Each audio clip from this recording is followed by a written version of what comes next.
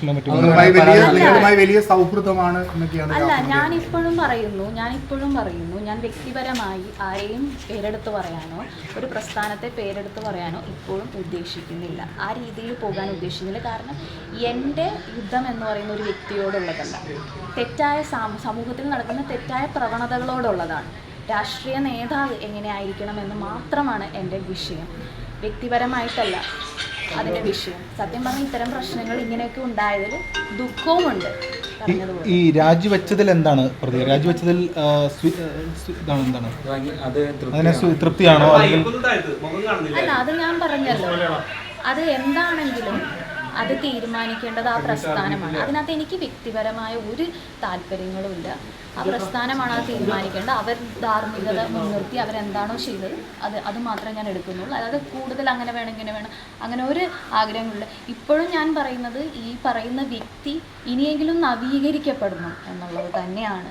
ഇപ്പോഴും ഒരു സുഹൃത്ത്, നല്ല സുഹൃത്തായിട്ട് തന്നെയാണ് കാണുന്നത്. ഇതൊരു വ്യക്തിപരമായ വിഷയമല്ല. ഒരു രാഷ്ട്രീയ നേതാവ് സമൂഹത്തിൽ എങ്ങനെയായിരിക്കണം എന്നുള്ളതിൻ്റെ ഒരു വിഷയം മാത്രമാണ്. പേര് പറഞ്ഞില്ലെങ്കിലും റെനി ഉദ്ദേശിച്ച ആൾ ഇയാൾ തന്നെയായിരുന്നു. അല്ല, അതിനെക്കുറിച്ച് ഞാൻ പറയുന്നില്ല. ഇപ്പോഴും ഞാൻ അതിനെക്കുറിച്ച് പറയുന്നില്ല. എൻ്റെ ഒരു വിഷയമല്ല.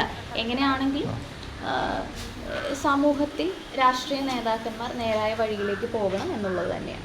റെനിക്ക് ശേഷവും ചില പരാതികൾ, ചില ശബ്ദ അല്ല, അതിനകത്ത് എന്താണെന്ന് വെച്ചാൽ വന്നിട്ടുള്ള ആരോപണങ്ങൾ എന്തായാലും അത് നിരന്തരം പല ആരോപണങ്ങൾ വരുവാണല്ലോ. അപ്പോൾ അത് പ്രൂവ് ചെയ്യേണ്ട ഒരു കാര്യമുണ്ട്. അതായത് ഇപ്പോൾ പറയുന്നു, ഇപ്പോൾ ന്യൂസുകളിലൊക്കെ വന്ന് ചില ഓഡിയോ ക്ലിപ്പൊക്കെ വരുന്നു. അതൊക്കെ ഗുരുതരമായ ആരോപണമാണല്ലോ. ഇപ്പം ഞാൻ ഉന്നയിച്ചിട്ടുള്ള കാര്യങ്ങളൊന്നും അത്രയും ഗുരുതരമാണെന്ന് ഞാൻ പറയുന്നില്ല.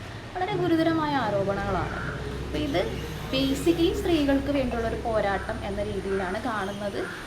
വ്യക്തിപരമായി ഇതിലൊരു സന്തോഷവും എനിക്കില്ല എന്നുള്ളതാണ്. ഈ താങ്കൾ പറയുന്നത് ഇത് വന്നത് ഒരാളുടെ പേര് പറയാതിരിക്കുമ്പോൾ നമ്മൾ കുറേ പേര് സംശയിക്കുകയാണ്, കുറേ പേര് സംശയത്തിൻ്റെ നിഴലിൽ നിർത്തുകയാണ്.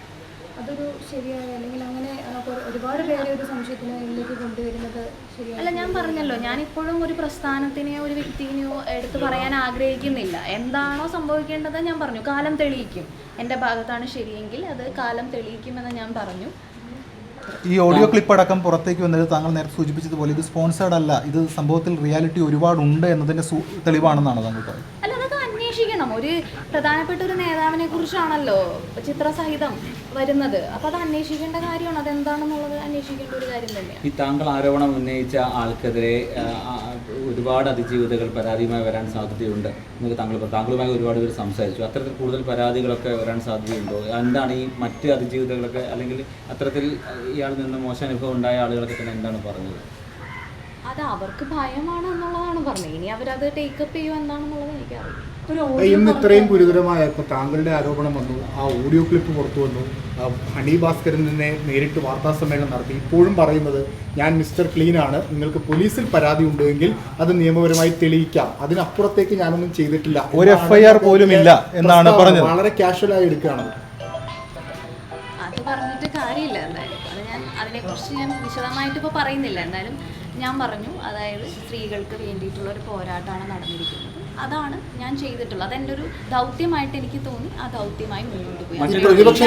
വ്യക്തിപരമായിട്ട് ഒരു വ്യക്തിയെ എടുത്തു പറയാൻ ഞാനിപ്പോൾ ഉദ്ദേശിച്ചു. ഈ പ്രതിപക്ഷ നേതാവിന് നേരത്തെ ഇതുമായി ബന്ധപ്പെട്ട കാര്യങ്ങൾ വന്നപ്പോൾ ഒരു അച്ഛൻ എങ്ങനെ കൈകാര്യം ചെയ്യണോ അതുപോലെ ചെയ്തിട്ടുണ്ട് എന്നതാണ് പ്രതിപക്ഷ നേതാവ് വ്യക്തമാക്കിയത്. അല്ല, അത് അദ്ദേഹം അങ്ങനെ വ്യക്തമാക്കിയിട്ടുള്ള അദ്ദേഹത്തിൻ്റെ അഭിപ്രായമാണ്. ഞാനത് ഒരു രീതിയിലും അതിനെക്കുറിച്ച് ഞാൻ സംസാരിച്ചിട്ടില്ലല്ലോ. ഈ മറ്റൊരു പ്രധാനപ്പെട്ട ആരോപണം, ഈ സർക്കാരിനെതിരെ പല വിഷയങ്ങളും പല വിവാദങ്ങളും ഒക്കെ വരുമ്പോൾ അതിനെ മറികടക്കാൻ വേണ്ടി ആസൂത്രിതമായി വരുന്നതാണ് എന്നതാണ്. താങ്കളാണ് സ്വാഭാവികമായി ഇപ്പോൾ പരാതി ഇപ്പോൾ വീണ്ടും ഒരു ചർച്ചയാവാൻ കാരണം. അല്ല, സർക്കാരിനെതിരെ ഏത് വിഷയങ്ങളും ടേക്കപ്പ് ആവുമല്ലോ. സർക്കാരിനെതിരെയുള്ള വിഷയങ്ങളും ടേക്കപ്പ്. ഇപ്പം നിങ്ങൾ മാധ്യമങ്ങൾ തന്നെ സർക്കാരിനെതിരെയുള്ള എല്ലാ വിഷയങ്ങളും ടേക്കപ്പ് ചെയ്യും. അപ്പം ഇതുകൊണ്ട് അതില്ല അങ്ങനെയൊക്കെ പറയുന്നതിൽ കാര്യമില്ല. ഇനിയിപ്പോൾ സർക്കാരിനെതിരെയുള്ള ഒരു കേസ് വന്നാൽ അത് ടേക്കപ്പ് ചെയ്യുമല്ലോ.